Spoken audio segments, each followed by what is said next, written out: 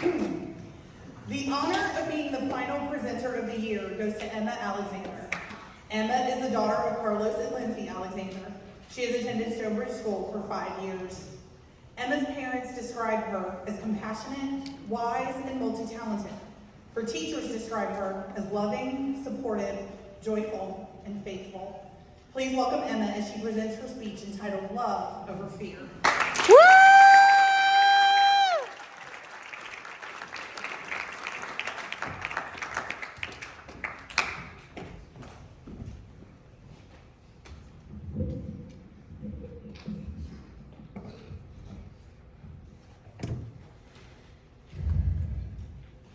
Thank you, Mrs. Armon. There is no fear in love, for perfect love casts out fear. For fear has to do with punishment, and whoever fears has not been perfected in love. Many people's relationship with Christ is built solely off of the fear of eternal punishment in hell, and not upon the foundation of love for God. Love is to be pleased with. We love what gives us pleasure and delight.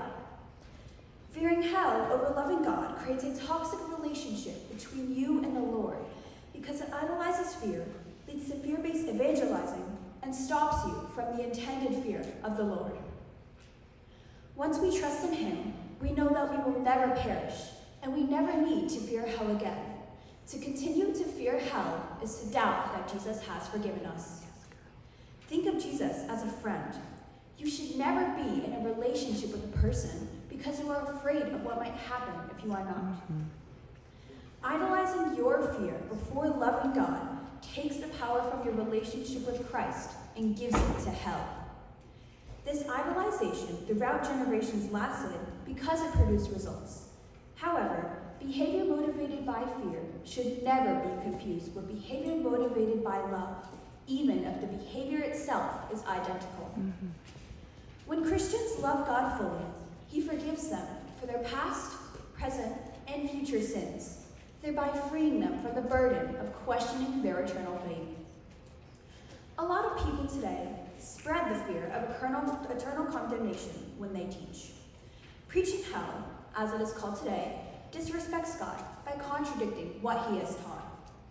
For example, some churches today preach a doctrine that says, if you miss going to church on Sunday, a moral sin, and do that without confessing, you would go to hell. What kind of God would support this belief? What kind of God would not give second chances if they remain sincere? Our God is not a God who puts sincere, good-hearted people into hell on the basis of what we deem to be a mortal sin. It is not a mere human's duty to say that someone will go to hell for any reason, because everyone is a sinner and does not possess the power to condemn to eternal damnation. God is not a law to be obeyed, but a joyous energy that we should spread and make known. Why would you want to spread the thought of the worst place imaginable rather than the creator of life itself? One of the last steps to overcoming the fear of hell is fearing the Lord in the way that the Bible intends. Yes, you should cut fear out of your relationship with God, yet there are different types of fear. When we are afraid of something, we naturally draw away from it. Yet, the proper fear of God does just the opposite. It creates trust and draws us to Him. Instead of trembling in panic before the Lord, the proper fear of God is to stand before Him in astonishment and admiration. One of the best analogies to describe the proper fear of God is like a parent. You recognize their authority and fear in the sense that you respect their power, yet your relationship with them is still out of love.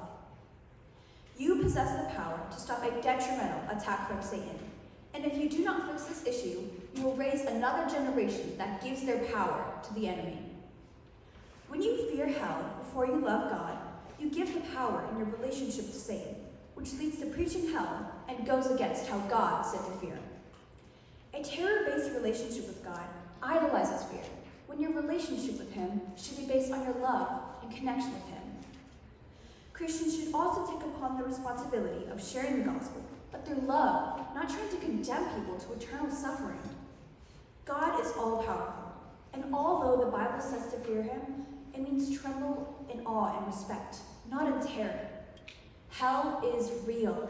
However, As Christians, you must build your relationship with Christ on a solid foundation of truth and love. Once your relationship is set on God only, it will encourage others to love God without the fear of hell. Thank you.